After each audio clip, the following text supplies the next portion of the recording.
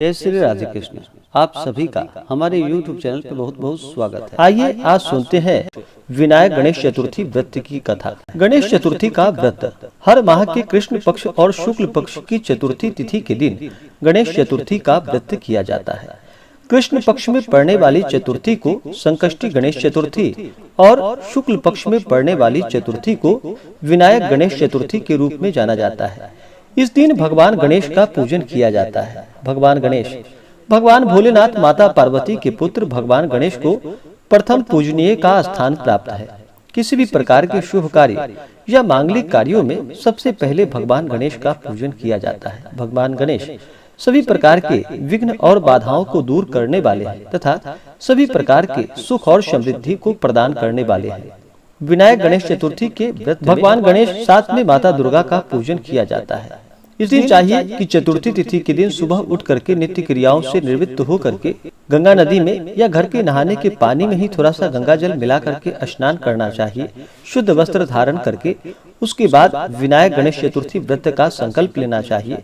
उसके बाद इस व्रत को दिन भर उपवास रहते हुए करना चाहिए।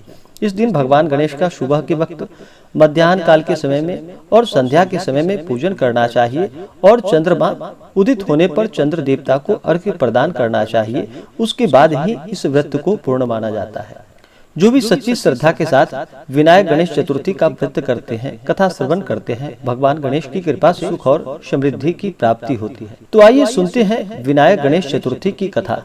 अगर आप कथा के लिए विनायक गणेश चतुर्थी व्रत के लिए ब्राह्मण दक्षिणा, अन्नदान, वस्त्रदान आदि के लिए देना चाहते हो तो आप हमें डिस्क्रिप्शन में जाकर के वहां से गूगल पे, फोन पे या अकाउंट नंबर के माध्यम से आप अपने श्रद्धा और सामर्थ्य के अनुसार हमें ब्राह्मण दक्षिणा प्रदान कर सकते हैं। तो आइए सुनते हैं विनायक गणेश चतुर्थी की कथा। तो बोलिए प्रेम से भगवान गणेश की जय, माता पार्वती की जय, भगवान भोलेनाथ की जय। बहुत समय पहले की बात है कि एक बार भगवान भोलेनाथ माता पार्वती जी नर्मदा नदी के किनारे बैठे थे। वहां माता पार्वती ने भगवान शिव से समय व्यतीत करने के लिए चौपड़ खेलने को कहा। भगवान शिव चौपड़ खेलने के लिए तैयार हो गए, परंतु इस खेल में हार जीत का फैसला कौन करेगा, यह प्रश्न उनके समक्ष उठा। तो भगवान शिव ने कुछ तिनके एकत्रित कर उसका पुतला बनाकर उसकी प्राण प्रतिष्ठा कर दी और पुतले से कहा कि बेटा, हम चौपड़ खेलना चाहते हैं, परंतु हमारी हार जीत का फैसला करने वाला कोई नहीं है, इसलिए तुम बताना कि हम दोनों में से कौन हारा और कौन जीता। इसके बाद भगवान शिव और माता पार्वती का चौपड़ खेल आरंभ हो गया। यह खेल करीब 3 बार खेला गया और संयोगवश तीनों बार माता पार्वती ही जीत गई। खेल समाप्त होने के बाद बालक से हार जीत का फैसला करने के लिए कहा गया तो उस बालक ने महादेव को विजयी बताया। यह सुनकर माता पार्वती जी क्रोधित हो गई और क्रोध में उन्होंने बालक को लंगड़ा होने का और कीचड़ में पड़े रहने का श्राप दे दिया। बालक ने माता पार्वती से माफी मांगी और कहा कि यह मुझसे अज्ञानता बस ऐसा हो गया है। हे माता, मैंने किसी द्वेष भाव से ऐसा नहीं किया। बालक द्वारा क्षमा याचना करने पर माता ने कहा कि यहाँ गणेश पूजन के लिए नाग कन्याएं आएंगी। उनके कहे अनुसार तुम गणेश का व्रत करो, ऐसा करने से तुम मुझे प्राप्त कर सकोगे। यह कहकर माता पार्वती और भगवान शिव कैलाश पर्वत की ओर चले गए। 1 वर्ष होने के बाद उस स्थान पर नाग कन्याएं आई। तब नाग कन्याओं से श्री गणेश जी के व्रत की विधि मालूम करके उस बालक ने 21 दिनों तक लगातार गणेश जी का व्रत किया। उसकी श्रद्धा से गणेश जी प्रसन्न हुए। उन्होंने बालक को मनवांछित फल मांगने के लिए कहा, पर उस बालक ने कहा कि हे विनायक, मुझ में इतनी शक्ति दीजिए कि मैं अपने पैरों से चल कैलाश पर्वत पर पहुंच सकूं और वे यह देखकर प्रसन्न हो। तब बालक को वरदान देकर भगवान गणेश वहां से अंतर्ध्यान हो गए। इसके बाद वह बालक कैलाश पर्वत पर पहुंच गया और कैलाश पर्वत पर पहुंचने की अपनी कथा उसने भगवान भोलेनाथ से बताई। चौपड़ वाले दिन से ही माता पार्वती जी भगवान भोलेनाथ से विमुख हो गई थी। अतः देवी के रुष्ट होने पर भगवान शिव ने भी बालक के बताए अनुसार 21 दिनों तक श्री गणेश जी का व्रत किया। इस व्रत के प्रभाव से माता पार्वती के मन से भगवान शिव के लिए जो नाराजगी थी वह दूर हो गई। तब यह व्रत विधि भगवान शंकर ने माता पार्वती को बताई। यह सुनकर माता पार्वती के मन में भी अपने पुत्र कार्तिकेय से मिलने की इच्छा जागृत हुई। तब माता पार्वती ने भी 21 दिनों तक श्री गणेश जी का व्रत किया तथा दुर्वा, फूल और लड्डुओं से गणेश जी का पूजन अर्चन किया। व्रत के 21वें दिन कार्तिकेय स्वयं माता पार्वती से मिलने आए। उस दिन से श्री गणेश चतुर्थी का यह व्रत समस्त मनोकामनाओं की पूर्ति करने वाला व्रत माना जाने लगा। इस व्रत को करने से मनुष्य के सभी कष्ट दूर होकर मनुष्य को सुख और समृद्धि की प्राप्ति होती है।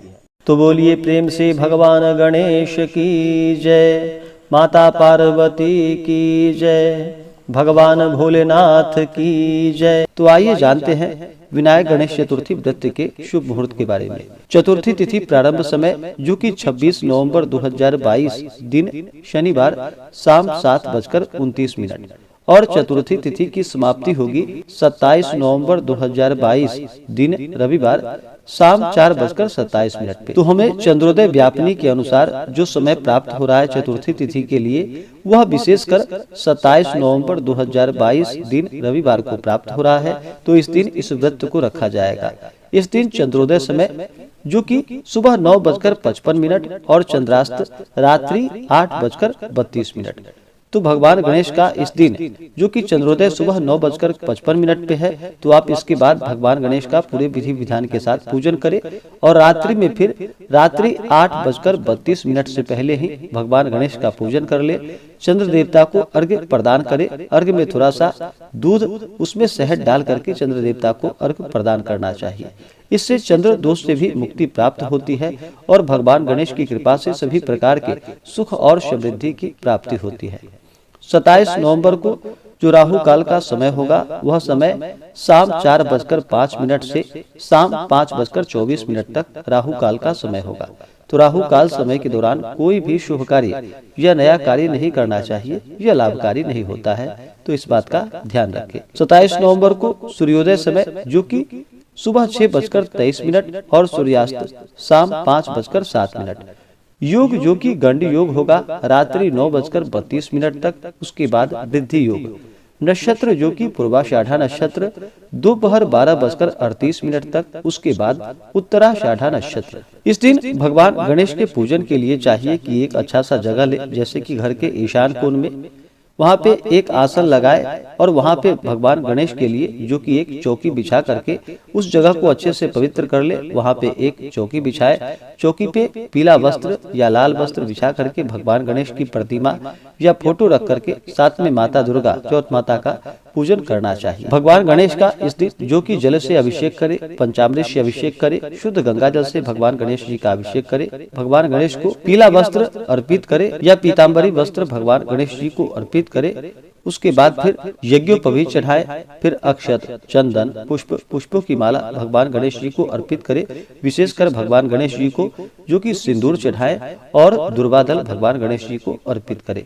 भगवान गणेश जी को सिंदूर चढ़ाना चाहिए। भगवान गणेश जी को सिंदूर अति प्रिय होता है। भगवान गणेश जी को तुलसी पत्र नहीं चढ़ाया जाता है, तो इस बात का ध्यान रखें। भगवान गणेश को धूप दीप दिखा करके उसके बाद भोग लगाए। भोग में जो कि दुर्वादल डाल करके भगवान गणेश जी को भोग लगाना चाहिए। तुलसी पत्र की जगह भगवान गणेश जी को जो कि दुर्वादल डाल करके भोग लगाना चाहिए। उसके बाद फिर द्रव्य दक्षिणा चढ़ाए, पुंगी फल तांबूल यानी कि पान पत्र सुपारी लौंग इलायची के साथ में भगवान गणेश जी को अर्पित करे। इसी प्रकार से माता दुर्गा चौथ माता का पूजन करे, माता का जल से अभिषेक करे, पंचामृत से अभिषेक करे, शुद्ध गंगा जल से अभिषेक करे, माता को वस्त्र चढ़ाए, लाल वस्त्र।